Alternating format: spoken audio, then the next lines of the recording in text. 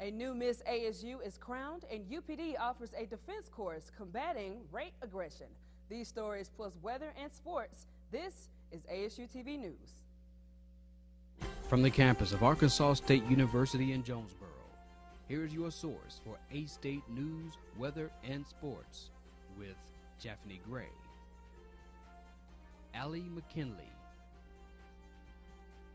Caitlin O'Neill, and Aaron League. And now, live from the ASU-TV studios in the College of Media and Communication, this is ASU-TV News. Hello, and welcome to the April 2nd edition of ASU-TV News. I'm Japhanie Gray. Hundreds of family and friends gathered at the Fowler Center last night to watch the Miss Arkansas State University pageant. Caitlin O'Neill was there to get all of the action. At last night's Miss ASU pageant brought beauty, smiles, elegance, talent, and poise as 12 contestants fought for the title of Miss Arkansas State University 2014. You'll see a variety of different styles. All these girls are very unique. They all have their own flavor, come from very different backgrounds. Miss ASU hit a milestone this year, marking a special anniversary for the pageant and for the gentlemen of the Pi Kappa Alpha fraternity, who have been putting the pageant on from the start.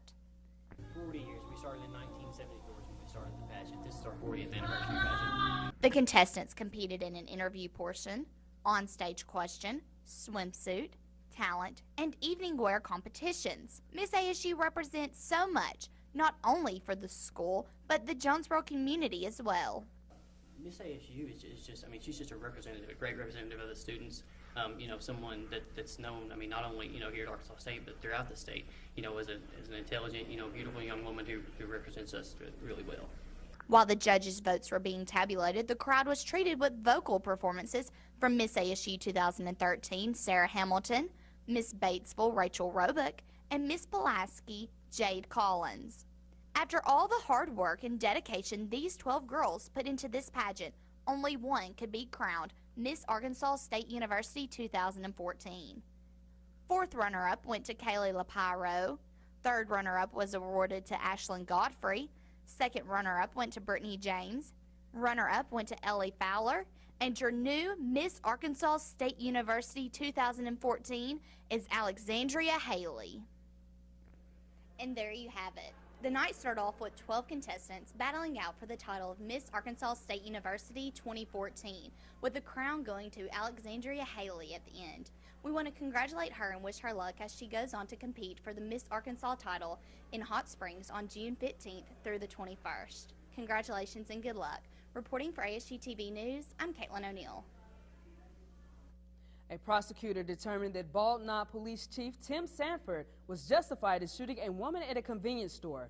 Prosecutor Chris Ralph cleared Sanford, who authorities say was investigating a reported stabbing when he shot 24-year-old Amy Collins. She allegedly ran towards Sanford with a knife in her hand. Sanford shot Collins in the shoulder, but she is in stable condition. A tiny 57-cent part inside of an ignition switch. That's what led to a 2.6 million vehicle recall at General Motors and 13 deaths. We know now that the faulty part was redesigned in 2006, but the part number was never changed. Some say that the tactic was part of a cover-up for the second day. Congress is holding hearings on the automaker's decision to delay the recall after learning about the faulty part a decade ago. And a culture of cover-up that allowed an engineer at General Motors to lie under oath. Repeatedly lie under oath. It might have been the old GM that started sweeping this defect under the rug 10 years ago, but even under the new GM, Banner, the company waited 9 months to take action after being confronted with specific evidence of this egregious violation of public trust. CEO Mary Barra couldn't explain to lawmakers why the part number wasn't changed, but said it was completely unacceptable. Barra has pledged to launch an internal investigation to determine what happened. Any type of unwanted sexual advance is a devastating experience, but UPD is offering a class for women to learn to defend themselves. Morning stance? No! The term rape is defined as any act of sexual intercourse that is forced upon a person, but A-State's University Police Department decided to help prevent such action by offering a rape aggression defense course. They can teach, family members and friends what they've learned here, or they can bring a family member with them. These students that are here tonight are learning to defend themselves. They're not learning to go out and teach this class. This RAD course is a 12-hour process in which women learn how to kick, punch, and prepare for a possible attack.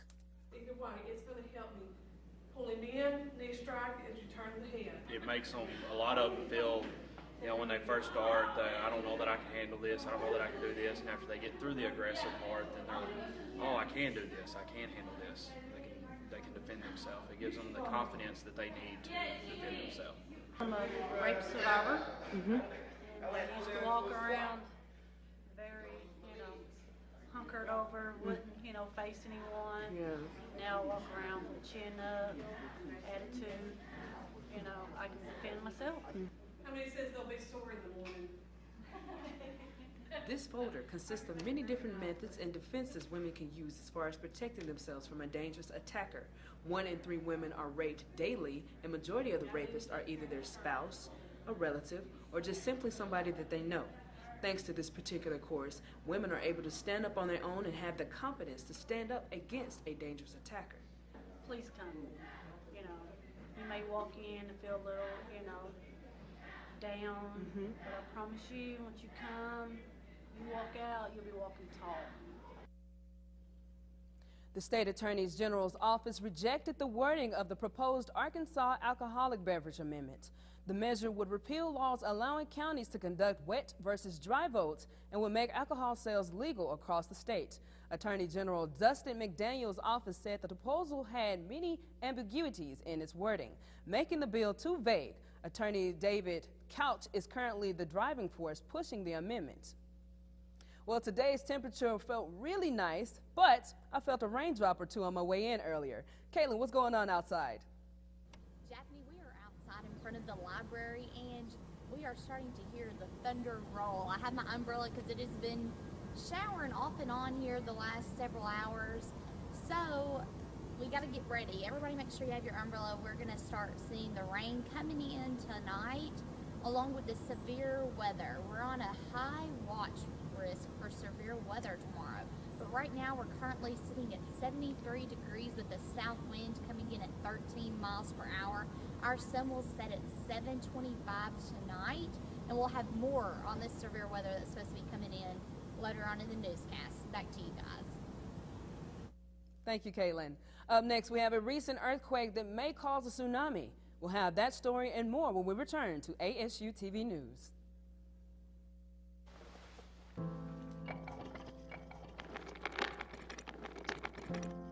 Maybe he's really focused. Hey, Michael. Michael. Maybe he likes spinning the wheels. Maybe he just loves trucks. Maybe he's just being a boy.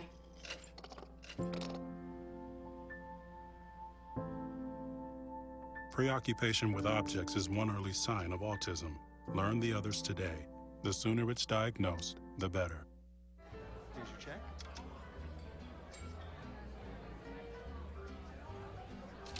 Oh, you got it. Since I got rid of my car, I really enjoy walking. Okay. Got it. No. Getting pulled over for buzz driving could cost you around $10,000 in fines, legal fees, and increased insurance rates. Oh, you're home early. You live with your mom? That'll set your game back a few years. Buzzed, busted, and broke. Because buzz driving is drunk driving.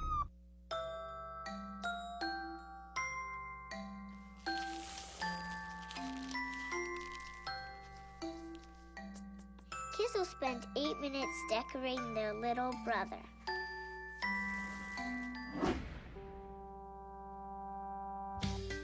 Brushing for 2 minutes now can save your child from severe tooth pain later. 2 minutes, twice a day. They have the time.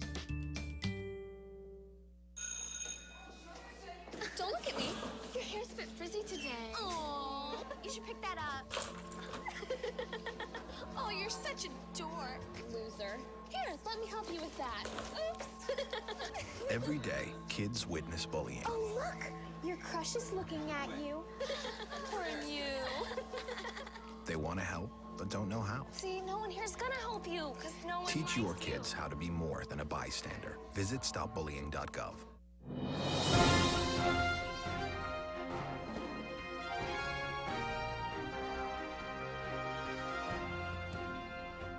Back to ASU-TV News. At least 6 people are dead after an earthquake struck off the coast of Chile last night. The 8.2 magnitude quake triggered landslides, knocked out power, and caused extensive damage. It also set off a tsunami, sending 7-foot waves crashing onto the shore and forcing mass evacuations. CNN's Rafael Romo has more. The ground began shaking just before 9 o'clock local time. Terrified Chileans rushed out of homes and buildings, and earthquake alarms started blaring. The epicenter of the 8.2 magnitude earthquake was located off the coast of northern Chile, some 60 miles northwest of Iquique. Tsunami fears prompted authorities to issue evacuation orders. What we have asked citizens throughout the country is to evacuate the coastal zones 100%. That's what we're working on, and the emergency committee is working on it. The earthquake was blamed for at least 3 massive fires in Iquique. People fleeing from coastal areas spent the night anywhere they could find higher ground. President Michelle Bachelet, who has been in office for less than a month, declared 3 provinces in northern Chile disaster areas. The country has been able to face these first few hours of emergency in a good way, and I would like to call on people who live in the affected regions to remain calm and to follow instructions by authorities so that we can ensure their safety. Chile is in the so-called Ring of Fire, an arc of volcanoes and fault lines circling the Pacific Basin. The area is prone to frequent earthquakes and volcanic eruptions. We expect about another 8.8, 8.9 earthquake here sometime in the future. Could be tomorrow, could be in 50 years. We do not know when it's going to occur. But the key point here is that this magnitude 8.2 is not the large earthquake that we were expecting for this area. Some 500 people died in 2010 when an 8.8 magnitude earthquake triggered a tsunami that toppled many buildings in coastal areas. Rafael Romo, CNN Atlanta. Heavy rainstorms battered South China's Yunfu city earlier this week. The rainstorm caused huge amounts of damage to cars, houses, roads, and bridges. It also caused a river to rise and inundate farmlands along its bank. According to local meteorologists, the city is expected to see a new round of rainfall from today to Thursday. And speaking of rainfall, Caitlin, I tell you, I was walking outside today, clouds were there, felt really good, but next thing I know, boom, raindrop. What's that about? Yes, Stephanie, we have seen some rain showers here and there throughout the day. I know whenever I walked out of the store earlier today, I saw the same thing.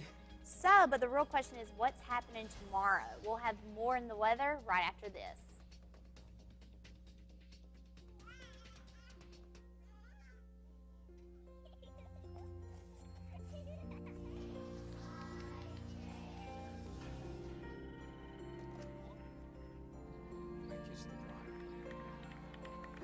A full life, measured in seats, starts with the right ones early on. Car crashes are a leading killer of children 1 to 13. Learn how to prevent deaths and injuries by using the right car seat for your child's age and size.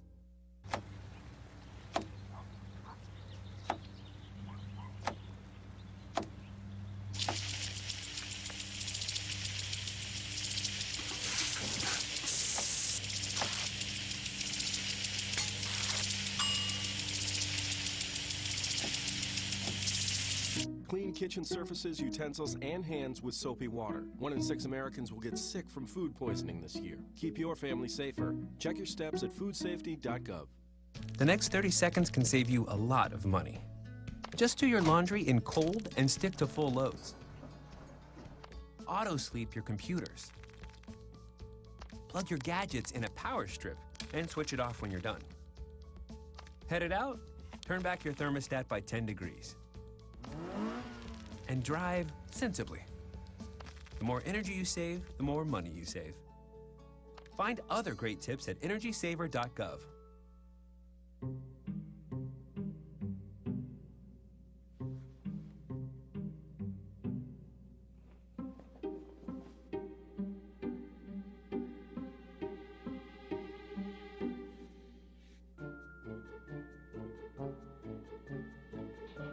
The smallest moments can have the biggest impact on a child's life. Take time to be a dad today.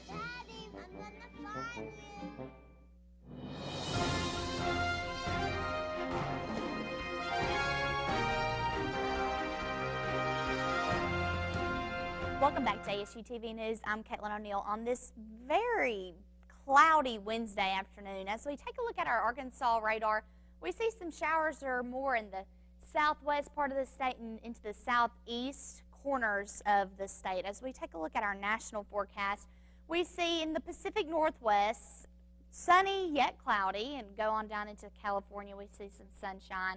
We see the rain around the Four Corners area, which will be coming our direction. We see the clouds in the south around Texas, and then clouds, of course, in the mid-south, and then in deep south we have sunshine with the storms going off into the east coast. As we take a look at our national highs, we see Vancouver sitting at 54, so we have a cold front because San Francisco is sitting at the low 60s at 61, Los Angeles 61, Denver 55, a chilly 55, Dallas is sitting at 81, Chicago 41, Atlanta 79, 81 in Miami, 88 in Havana, a chilly 45 in Montreal, and 54 in New York.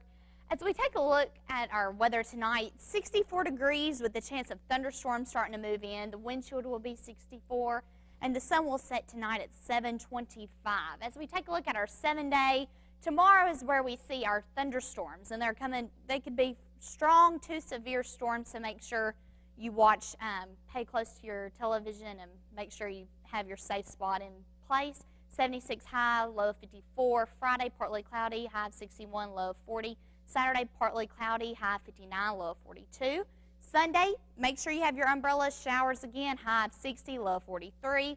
Monday, partly cloudy, high 63, low 42. Tuesday and Wednesday, make sure you have your umbrellas, both highs and the low 60s, and then the lows are in the 38s, mid-30s. Back to you guys. Well, thank you, Caitlin. Aaron, I know there's a lot of baseball going on. What we have in store for today? Well, the A-State baseball squad took to the road last night, and Major League Baseball is back and in full swing. Stick around, I'll have your highlights right after the break.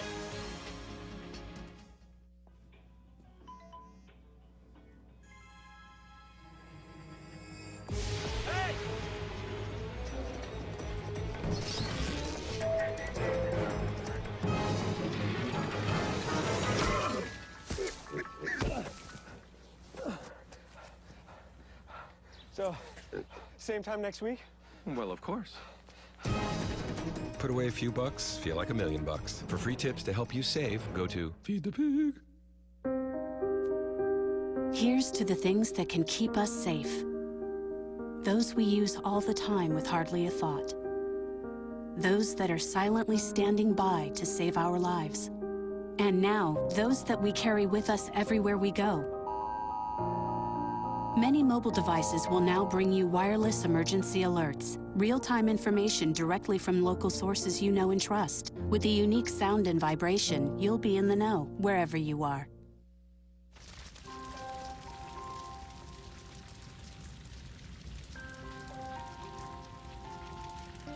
A single ember that escapes from a wildfire can travel more than a mile. That single ember can ignite and destroy your home, or even your community. You can't control where that ember will land, only what happens when it does. Get Fire Adapted now at fireadapted.org.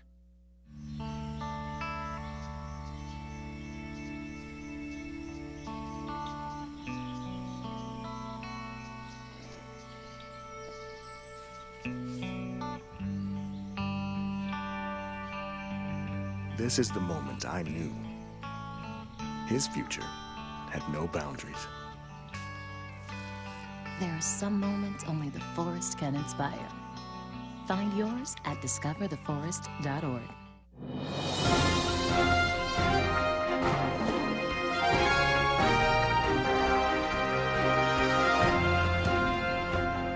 Hello, and welcome to the April 2nd edition of ASU-TV Sports. I'm Aaron League.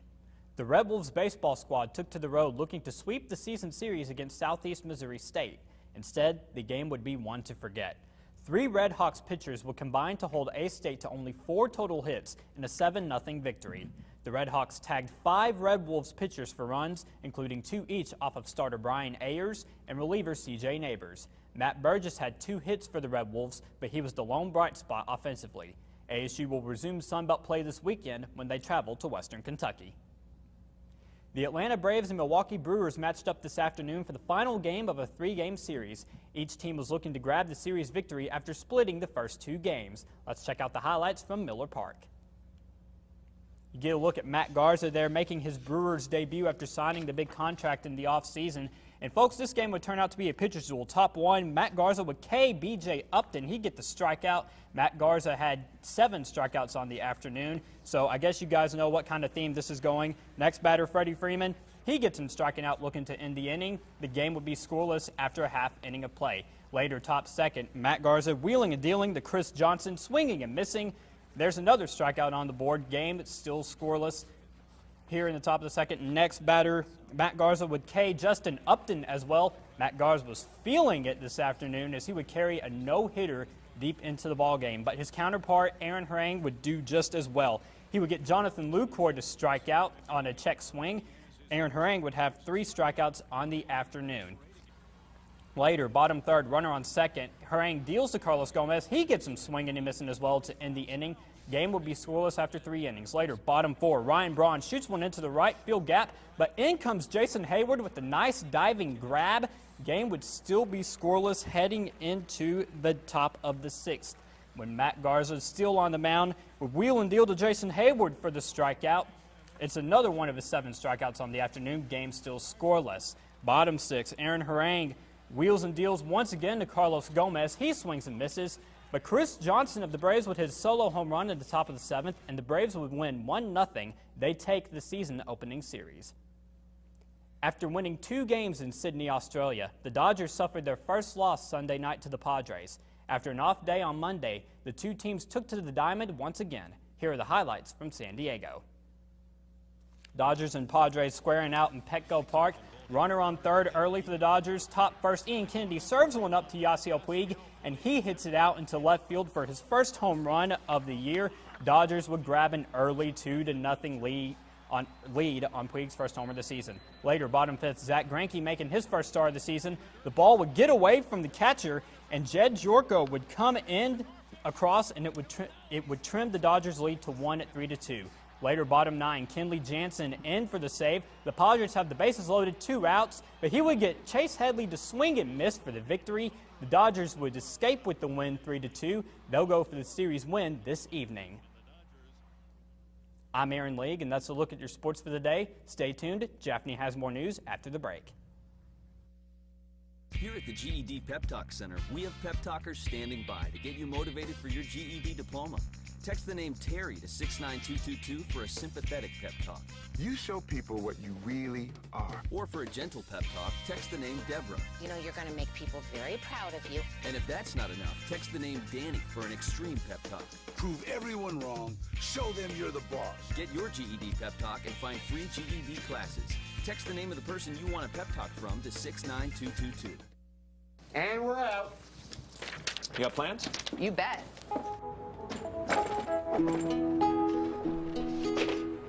50 million Americans struggle with hunger, but we can do something about it. Excuse me. What's going on? Dinner. Please join me in helping put food on their tables. Together, we can feed America. You guys keep going. I'm gonna get the plates. Plates? Find your local food bank at feedingamerica.org/hunger. So what you want to do is, have you already enrolled? You're doing fine. What did that just do? Select the drop-down menu again. To the site you're already enrolled. Example here, so don't panic. You're ready to make your payments. Submit. There it is. Oh my God! I really can't believe it. That's awesome. Good for you.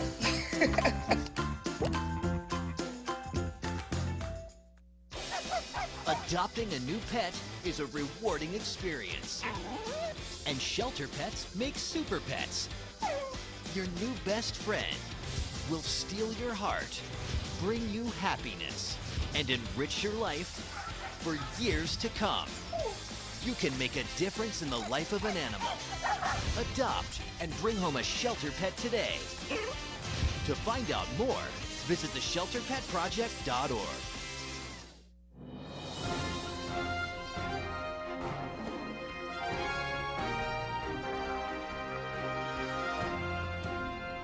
Let's take a look at a rescue in the middle of the Pacific Ocean, a tree climber's close call with a chainsaw, and a high-flying serenade. Sullivan Safadi has today's Take a Look at This. Take a look at this amazing rescue on the high seas during a round-the-world yacht race. Luckily, Andrew Taylor was wearing a life jacket when he fell overboard in the middle of the Pacific Ocean. It took crew members more than 90 minutes to find Taylor and get him back on board. He was treated for shock and possible hypothermia, but is said to be in good spirits now. Take a look at this x-ray. Yes, that's a chainsaw lodged in a man's neck. James Valentine was working up in a tree when his chainsaw kicked back. His crew got him down, then paramedics rushed him to the hospital where he underwent surgery. Could have been a lot worse, definitely. Definitely somebody was looking over me for sure. Valentine says he'll go back to work after he recovers. That's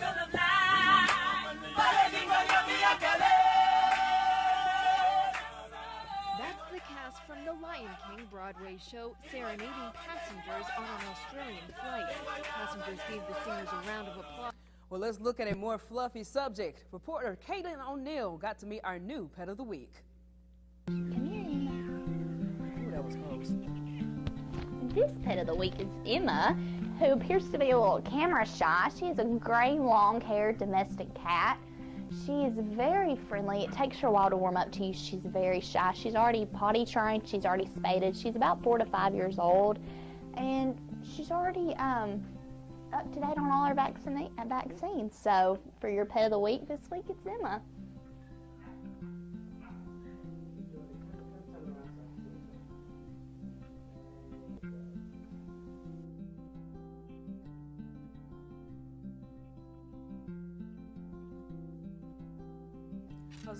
That was a pretty adorable animal, wasn't it? She was. Emma was so soft and sweet. Exactly. I wish y'all could have met her. At first, like when I heard you talking about it earlier, I remember you were saying it was camera shy and how it was kind of feisty at first. How are cats? They're unpredictable. They are. I tried pulling her out of the cat cage and she kind of jumped back in and then jumped on me, and I was like, oh no. Oh, good Lord. Well, So- hey, Aaron, They really can be feisty.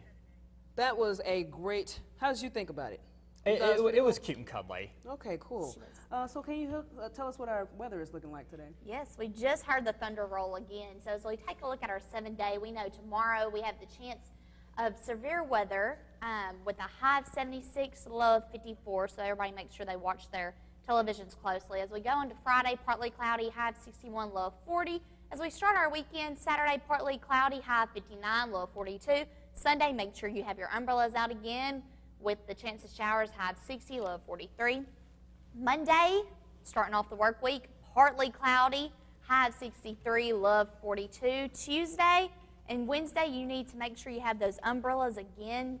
You have a high of 60 on Tuesday, a low of 38, and on Wednesday, a high of 62, low of 39. So we need to make sure that we get your spring yard work out of the way tomorrow, because we have partly cloudy, and then we have the chance of showers again on Sunday, and then Monday we're clear, but Tuesday and Wednesday the showers come back in again. Well, hey, that seems pretty cool.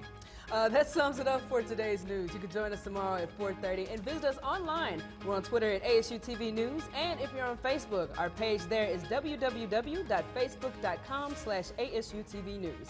For our producer, Alan McKinley, Caitlin O'Neill, and Aaron Lee, I'm Jeffrey Gray. Have a good evening.